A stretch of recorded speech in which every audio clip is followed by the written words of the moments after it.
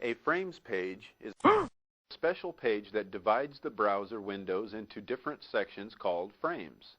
Each frame can display different components such as an entire page or navigational bars that are used to move throughout our site. The frames page doesn't contain any visible content. It's rather a created container that allows us to specify the pages that we want displayed and how to display them. For our next demonstration, we'll create a frames page and add components to it. With the front page editor still open, we'll open the File menu,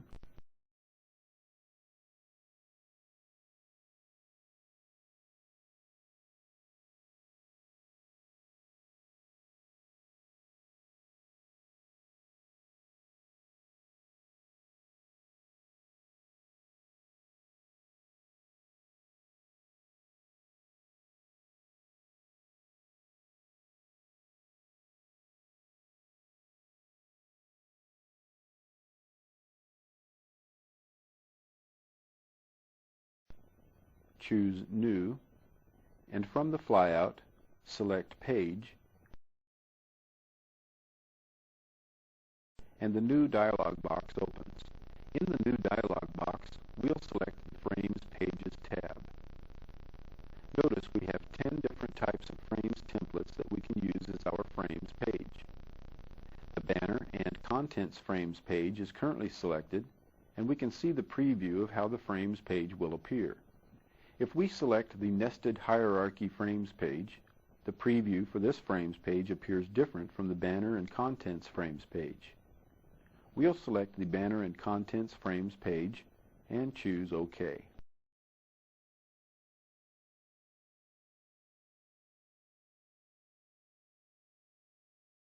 Notice we are returned to the front page editor with our frames page added. However, this doesn't look like any frames page I've ever seen. That's because we need to add initial pages that we want to include in each of the 3 frames.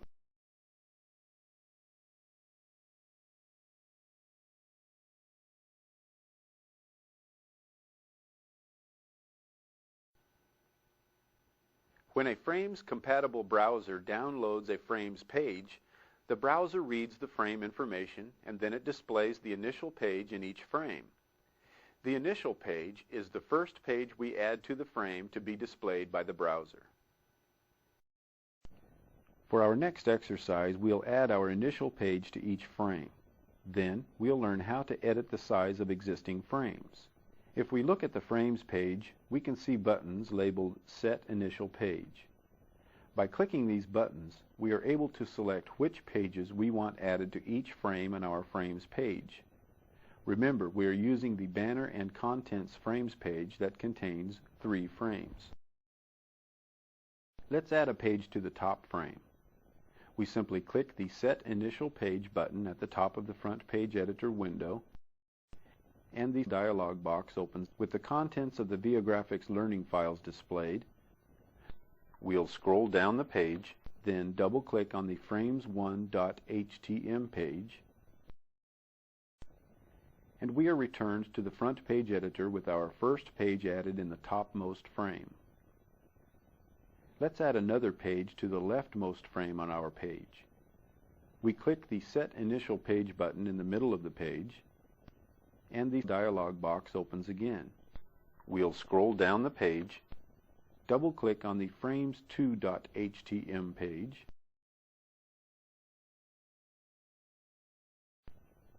and we are returned to the front page editor with a page added to the leftmost frame on our page. Since we are creating a page that contains 3 frames, let's add a page to the center frame on our page. We click the Set Initial Page button in the middle of the page, and the dialog box opens again. We'll scroll down the page, double-click on the page1.htm page, added to the center frame on our frames page. Although we've set the initial page for each of our frames, notice we need to adjust the frame size so each of the page's contents can be displayed. FrontPage allows us to easily drag and drop any frame border to the position we need it. Let's adjust the initial size of the topmost frame. We simply position the cursor on the bottom frame border. We'll drag the border down until all the text is displayed in the frame. Let's learn how we can use the Frame Property dialog box to really fine-tune the frames on our web page. We'll move to the leftmost frame, then right-click,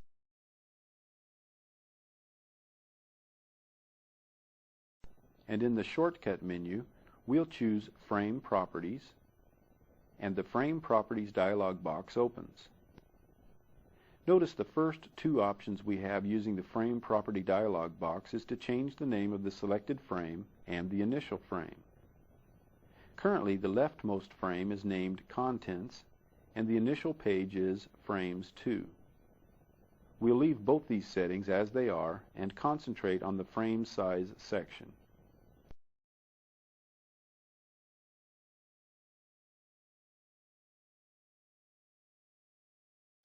The width list box allows us to change the width of the selected frame.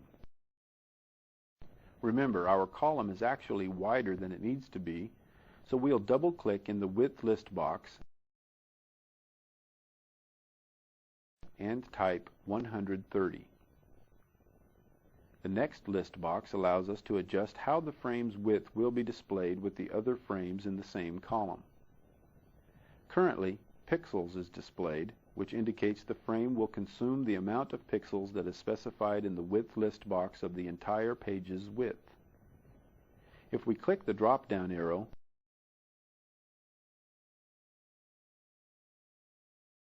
we can see we have two other options besides the pixels option. The percent size allows us to specify a percentage of the page we want the frame to consume. For example, if we specified 50 in the width list box and choose percent, then the frame would consume half of our web page's column. The other option we have for specifying how our frame will be displayed along with the other frames in a column is the relative option. The relative option allows us to have the frame displayed relative to the other frames in the column. We'll leave the pixels option selected by pressing Escape.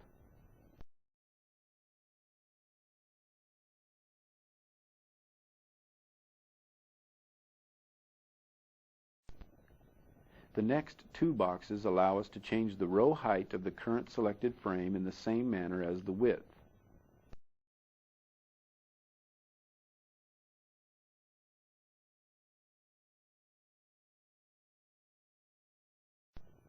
We'll leave the row height in its current setting and move on to the margins. The margins width list box allows us to specify the width in pixels that the contents of the frame should be indented from the left and right frame borders. We'll position the cursor in the width list box, double-click,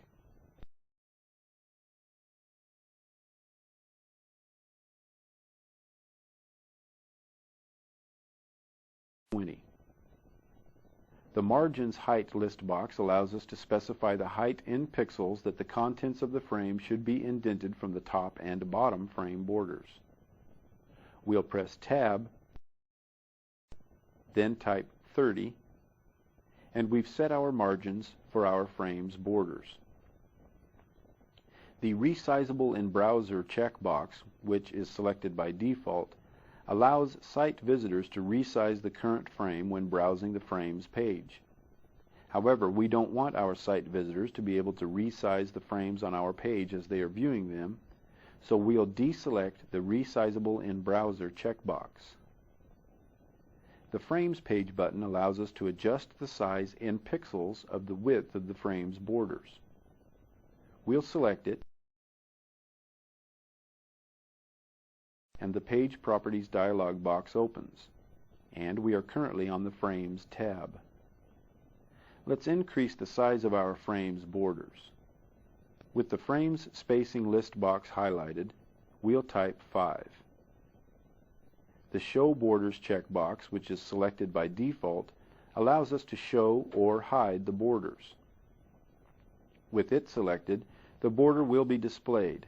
However, if we don't want our frame's borders to be displayed, we would deselect this checkbox. We'll leave it selected and choose OK to return to the Frame Properties dialog box. Finally, the Show Scroll Bars list box allows us to either show or hide the scroll bars for a selected frame. Since the leftmost frame doesn't need a scroll bar, we'll click the drop-down arrow and choose Never. Now with all the changes made to our frame, we'll choose OK, and we are returned to the front page editor.